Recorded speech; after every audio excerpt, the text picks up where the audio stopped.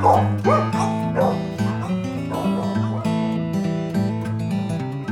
dog lovers, welcome to Have Dog Will Travel. I'm Kristi Vaughn. And I am Josh Henry, and it's that time of year. Whatever it is you celebrate, whether it's Christmas or Hanukkah or Kwanzaa or Festivus, right? Festivus is a thing? Sure. I think so. Whatever it is, it's celebrated this time of year. So merry, happy, whatever it is you celebrate. Yes, and that actually brings us to the reason behind today's episode, Home for the Pawlidays. We are prepping for a pretty epic road trip. Not because we're going across the country or anything. No, I wish. We're actually driving to Florida from Georgia with 4 dogs. Yeah, 2 large dogs, 2 small dogs. I mean, if you've seen our social media, and please follow us on social media, then you've seen the gang. And the 2 small ones are French bulldogs, which require a lot of care and they're high maintenance. maintenance. Yeah, they're high maintenance animals. And one of them's a senior dog, Sadie, one of the larger dogs. So we have quite the gang we're going to be traveling with, and this is a first. We've never done this before. And we decided to do it just because it was kind of most convenient. And we're going to visit my family. And I called my mom up and I said, "Hey Mom, we're going to come down for Christmas. And guess what? We're bringing all the dogs." And there was this long silence. And now my parents are dog people and they don't currently have any animals.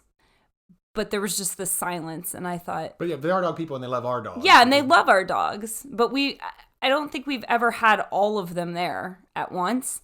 And there was this long silence, and I was like, "Hello?" And my mom says, "Well, I just cleaned my carpets." So, not that our dogs have accidents, right?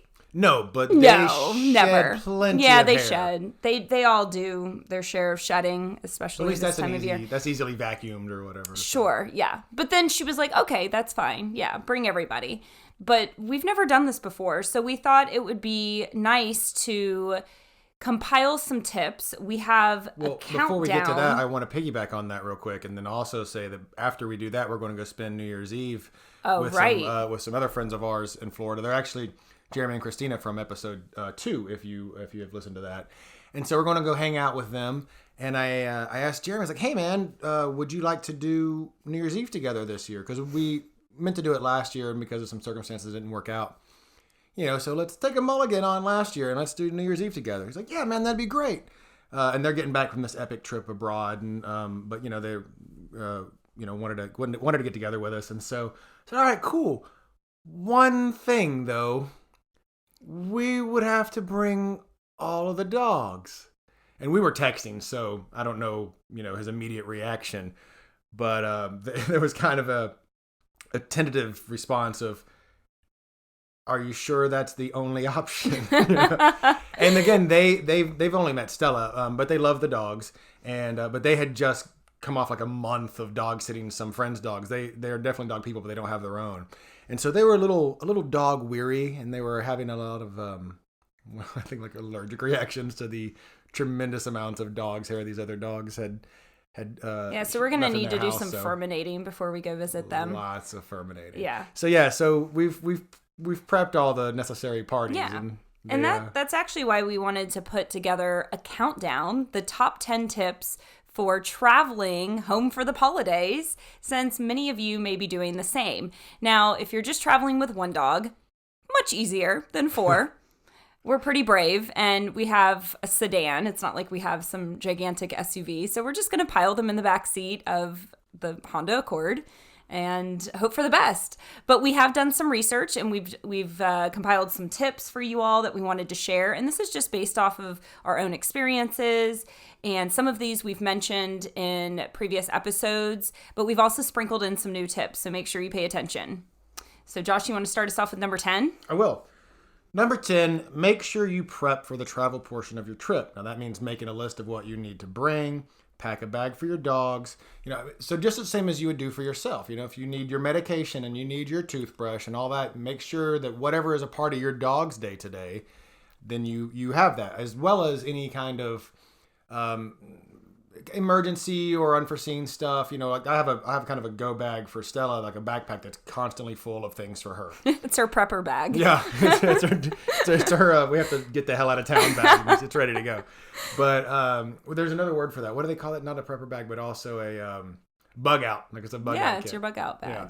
But anyway, so all of their day-to-day stuff, make sure you prep all that and you have everything you need. And then, do your research. Make sure that you check in wherever it is you're going, make sure it's a dog-friendly place. So obviously, even if you're going to visit family, they might not have dogs and they might like your dogs, but that doesn't mean their house is ready for the dogs.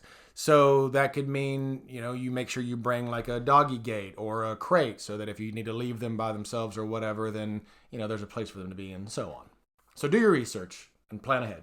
Also, if you're traveling to a hotel or you're stopping at a hotel along the way, or you'll be staying at one for several days, just make sure you do your research ahead of time.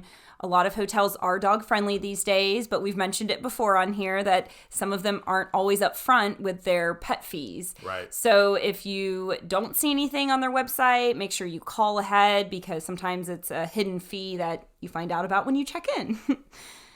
So number 9 is make sure you prep your vehicle. So if you will be driving, you want to make sure your dogs are safe and secure just like you are. So we recommend putting your dog or dogs in the back seat with a hammock. And we've talked about it before. You can purchase it on Amazon. There's a couple of different varieties of it. But what's really cool is that it clips into your back seat and it pretty much fits any standard back seat. And it has a place for these seat belts. And I think it comes with 2, I believe. Most of them come with 2 of the And you seat can belt. purchase extras. And the seat belt just literally like fits in to their harness. So we recommend using a harness, not a collar.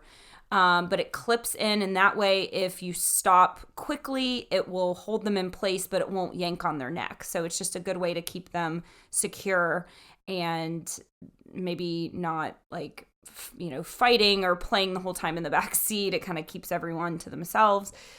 So we definitely recommend doing that too. And if you need to set it up ahead of time, if you don't have one already in place, set it up ahead of time and maybe do like a test drive down to the dog park before you go on your long trip. Right. And remember, with the harness and seatbelt scenario, that's not just a disaster scenario. Like if you have a car accident, obviously it's great for that.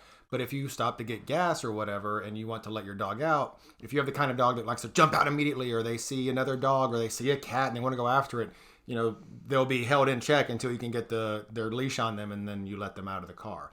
So that can also prevent other problems from happening as well. And that brings us to number 8. Bring something from home that gives them comfort, like their bed or a favorite toy. Even just going around town, regular driving around stuff. I have a bed inside the hammock in the back seat for Stella. And so that, it used to be in her crate when she was being crated all the time. And so she's very familiar with it. It has her smell on it. It makes her nice and comfortable. Also, they can get bored in the back. They might nap a lot, but especially if they're a chewer like a pit bull breed, then they need something that kind of occupy their mind. This brings us to number 7. Bring plenty of food and treats. This is so important. So if your dog is on a regular diet, you don't want to take them off of it for any reason, even when you're traveling, especially when you're traveling, because they could already maybe get some, upset stomach just from being nervous or from the car. So you definitely don't want to change anything up. So make sure you plan ahead and you calculate. You might have to do a little bit of math and calculate how much food you need. So we're going to have to do a lot of planning and then put it into a container to take with us. With 4 dogs being gone for about a week, It's going to be a lot of food. So think about big that. Bag of food in the trunk. Yeah, we're going to have to figure that out soon. But calculate how much they eat every day, and then also bring extra just in case. Because what if you get stuck there? I don't wish that on anyone, but if you're traveling somewhere where there might be some weather coming in and you get stuck at a relative's house, you want to make sure you have extra food and also medicine. So if your dog is on any type of medicine, Remy just had a procedure done and he's on antibiotics for a while now, and want to make sure we have his medication with us. He also has steroids for just in case he has a breathing episode. Want to make sure we have that just in case. So make sure you think about all of those things. So any type of regular food or treats, Make sure you bring plenty of water because you're going to be in the car probably for a little bit. And, we're going to be for a few hours in the car. Want to make sure we have enough water for ourselves and also for the dogs, and a way to give them that water. So whether it's one of those water bottles that has the little dish that pops out, or a collapsible bowl, make sure you give them plenty of water throughout. So if you're in the car for 5-6 hours and they don't have water the whole time, I mean, that's a whole day has gone by without them having any water. They might get dehydrated, and just the stress of travel will make that even worse. And we're very fortunate that traveling during the winter time in the South is a really good time to travel with your pets because, yeah, it's chilly, but it's not, we don't get like a lot of snowstorms here or, severe ice. It's happened, and it's a disaster when it does. We all know. But it's a pretty good time to travel with your pets, especially when you're going into somewhere even warmer like Florida. But if you're not in that situation, then again, think about where you're going, what the weather is going to be like, and what you might need in the event of whatever. Number 6, if your dog tends to get anxiety or doesn't really do that well in the car, it's great to bring CBD treats or any kind of prescriptions they might have for anxiety. Not all dogs love being in the car. It makes them nervous, can make them kind of uneasy, especially if you don't take them on trips a lot. So we give a couple of our dogs CBD treats for their joints and things like that, but it also has a nice calming effect, and that might help them kind of relax. And again, that's tied into the stuff with the bed and the toy and all that. I think the bed and the toy stuff is a given for almost any dog. But again, if your dog tends to have anxiety about travel in the car, CBD treats or whatever would be a good. There's also is it Box or Bachman's the liquid stuff? There's a thing I'll have to look it up, and maybe I'll post about it later. But I can't personally say I've seen a tremendous effect on Stella, but there's other very natural things out there that help with your dog's hyperactivity or anxiety. Calming them, yeah. Also, lavender oil. There's some diffusers. I don't know how that would work in the car necessarily, maybe. But there's at-home things you can do with diffusers, especially for dogs. You have to be careful with oils. There's car diffusers. True. Yeah, you could do that. Just be careful with essential oils. Some are toxic to dogs, but I know that there are some like lavender that have a calming effect on them, because I remember when Remy was a puppy, we got him this toy that had a lavender scent to it, and you would put it in the crate to calm them, and that worked a little bit. But they also have diffusers you can put by their beds and where they sleep, so look into that as well. That being said, also keep in mind that if it's cold, your windows are going to be up. Your dog's sense of smell is anywhere between 10 to 100,000 times that of yours. So if you're smelling a strong lavender scent or any scent in your car, it's overwhelming for your dog. That's true. You got to find the right balance. A little can go a long way. Very true. I just realized that number 5 should have probably been number 6, because it segues nicely from our talk about bringing water. Make sure you take plenty of bathroom breaks. If you have to go to the bathroom, your dog probably has to go as well. So that's a good rule of thumb, is if you have to stop and use the restroom, it's a great time to get your dog out, stretch their legs, and also potty. Yeah, I'm also noticing, looking at the list here, that we've got number 5 twice. Oops. So good job, Kristi. That's me. That's all right. Okay, so we have 2 5s. So we got a top up. Cool. We got an 11 item checklist actually. Well, we kind of already mentioned what you jumped ahead and mentioned about the weather appropriate stuff. That's true. Kind of. So it's still, but there was a nice little caveat to that. Yes. That is the other number 5, which is, planning for weather. So for example, let's say you're going somewhere that there's going to be snow, or even you're going somewhere that's going to be really hot and the pavement's hot. Bring booties for your dog so that their little paws are kept safe from the extreme elements. Excellent advice. And also, like all of our dogs are short hairs. So if we were in a situation where it's going to be really cold, then, we'll have jackets, sweaters. We have sweaters. We have. we have dog clothes galore. And costumes. We were just talking today about our dog costume closet is pretty extensive, and I'm not ashamed of that at all. All right, number 4. Wait, did you say with the bathroom breaks, did you add pee pads? Oh, no, I didn't. Sorry. Back to the first number 5. So, bathroom breaks along the way. But once you get there, make sure, obviously, your dog is potty trained. If you just got a new puppy, I would hesitate take them to someone's house unless you are fully prepared with pee pads and they are willing to use them, and that the host knows that this is happening. Because like my mom said, she just cleaned her carpet, so you don't know if somebody is weird about dog accidents. So I would just say make sure your dog's potty trained, or you bring pee pads if you have a dog that's used to going on them. Make sure you have plenty of them just to be respectful of the person's house. All right, now on to number 4.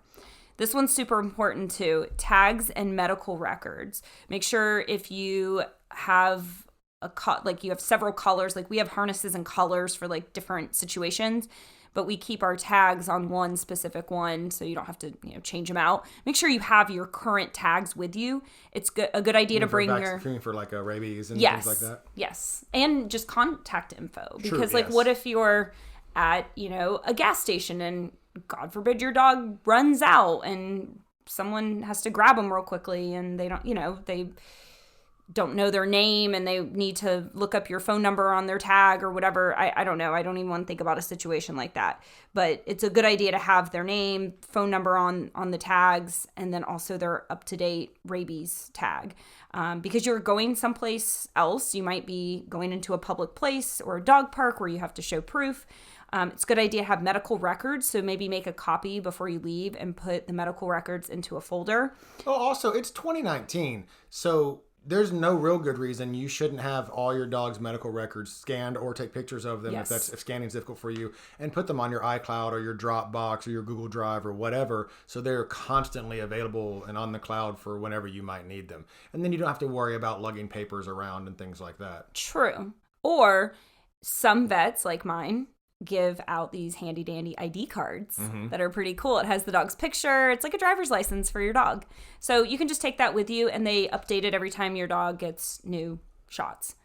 And then another big one that goes along with the same one, number 4, make sure you locate the nearest vet wherever you're going, and maybe along the way, just in case you have some sort of emergency situation.